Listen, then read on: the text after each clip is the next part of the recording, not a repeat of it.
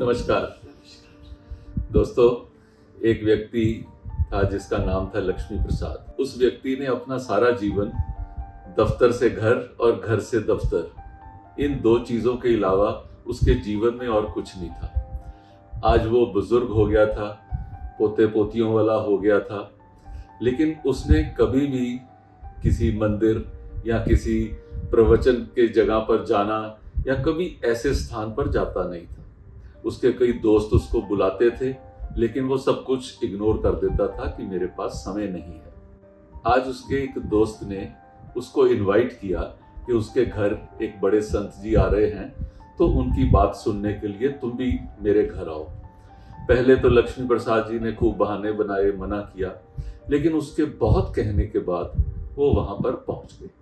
आज जीवन में पहली बार कुछ ऐसे प्रवचन सुन रहे थे और सुनते सुनते उनको लगा कि वाकई वो महंत जी तो बड़े इंप्रेसिव हैं। महंत जी ने बात करते हुए कहा कि जिस तरीके से हम दिए दीपावली के दिन जगाते हैं, उसके अंदर कोई तेल डालते हैं, बाती डालते हैं, उसको जलाते हैं, और जब वो तेल खत्म हो जाता है तो फिर अगले दिन हम उनको फेंक देते हैं, क्योंकि वो मिट्टी के समान होते हैं। अभी 2 दिन पहले ही दिवाली का त्योहार आया था। शायद आप भी आज के दिन वो दिए इकट्ठे करके आप उनको फेंकने के लिए जा रहे हो। तो वो संत जी ने इसी चीज का उदाहरण देते हुए कहा कि जो इम्पोर्टेंस है उस दिए में, वो उस तेल की इम्पोर्टेंस है, उसी की वजह से हम उस दिए को यूज करते हैं। इसी तरीके से हमारे जीवन में भी अगर हमारे शरीर में आत्मा है, तब इस शरीर का भी उपयोग है, तभी हम लोगों से बातचीत कर सकते हैं, मिल सकते हैं, लोग हमें बुलाते हैं। जिस वक्त ये आत्मा शरीर के अंदर नहीं होगी तो इस शरीर का भी कोई यूज नहीं रह जाता और लोग जल्द से जल्द उसका देह का संस्कार करने के लिए जाते हैं। आत्मा के रहित इस देह का और कोई काम नहीं। जो लोग प्रवचन सुन रहे थे उनमें से एक महिला ने कहा कि संत जी, मैंने सुना है कि मृत्यु के समय बहुत तकलीफ होती है, क्योंकि शरीर आत्मा को छोड़ना नहीं चाहता। इसके बारे में कुछ बताएं। तो संत जी मुस्कुराए और बोले, एक औरत थी, एक गांव में रहती थी। उसके बहुत सुंदर लंबे बाल थे। एक दिन वो अपनी रसोई में काम कर रही थी, तो उसका एक बाल गिरकर मलाई के बर्तन में पड़ गया। शाम को जिस समय वो अपनी गाय के गोबर के उपले बना रही थी, तो 1-2 बाल गिर के उस गोबर में मिक्स हो गए।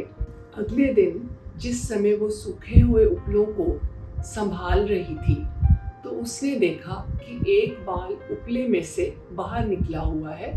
तो उसने ऐसे ही उस बाल को पकड़ के खींचा कि उसको बाहर निकाल दूं, लेकिन वो बाल क्योंकि उस उपले में फंस गया था, तो खींचते हुए भी वो निकला नहीं, लेकिन टूट गया। बाद में जब वो रसोई में काम कर रही थी, तो उसकी नज़र पड़ी उस बाल पे जो कि मलाई के बर्तन में गिरा हुआ था। उसने उस बाल को मलाई के बर्तन से निकालने के लिए हाथ बढ़ाया, तो वो बाल बड़ी आसानी से मलाई में से निकल गया, फंसा नहीं। ऐसा कहकर वो संत जी मुस्कुराए और उन्होंने अपनी बात खत्म कर दी। संत जी के प्रवचन समाप्त हुए, सब लोग अपने अपने घर चले गए, लेकिन लक्ष्मी प्रसाद उस रात को सो नहीं पाए।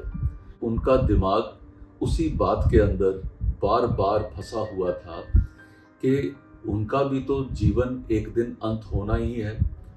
वो सोच में पड़ गए कि जब मेरे जीवन का अंत होगा, तो क्या उस समय वो गोबर में फंसे हुए बाल की तरह होगा या मलाई में फंसे हुए बाल की तरह होगा। और ये बार बार ऐसा विचार उनके मन में आया कि ये मैं फंसा रहूंगा या बिल्कुल आराम से देह त्याग सकूंगा। लेकिन ये विचार आते ही उनके ध्यान में ऐसा आया कि मैंने तो कभी भी इस तरफ सोचा ही नहीं, मैं भगवान की तरफ मैं कभी जुड़ा ही नहीं, मैंने कभी ऐसे प्रवचन सुने ही नहीं, मैंने अपने जीवन को सुधारने का कभी कुछ ऐसा कार्य किया ही नहीं। तभी उसको लगा कि जब जागे तभी सवेरा, तो क्यों ना आज से इस चीज को मैं शुरू करूं। हमारे बाबा कहते हैं कि भगवान के साथ जुड़ने का समय अभी है, जब जागो तभी सवेरा। बचपन से ही हमें भगवान के साथ जुड़ जाना चाहिए। बाबा कहते हैं start early, drive slowly and reach safely. ये सिर्फ कार चलाने के लिए नहीं है, ये जिंदगी जीने का एक तरीका है कि अगर हम भगवान के साथ बचपन से ही जुड़ जाते हैं और धीरे धीरे उस रिश्ते को बढ़ाते जाते हैं, तो जिस वक़्त ये ज़िंदगी का सफ़र पूरा करने का समय आ जाता है तो हम बड़े आराम से पहुंच जाते हैं और देह त्यागने में तकलीफ नहीं होती। बाबा कहते हैं कि be in the world but don't let the world be in you. अगर हमारी इस कहानी से आपको भी लगे कि भगवान के साथ जुड़ने का ये भी एक बहुत बड़ा फ़ायदा है, तो सनरेज की टीम को लगेगा कि हमारा प्रयास सफल हुआ। धन्यवाद। अगर आपने हमारे वीडियोस नहीं देखे हैं तो नीचे दिए गए किसी भी लिंक पर क्लिक करें और लॉग इन करें।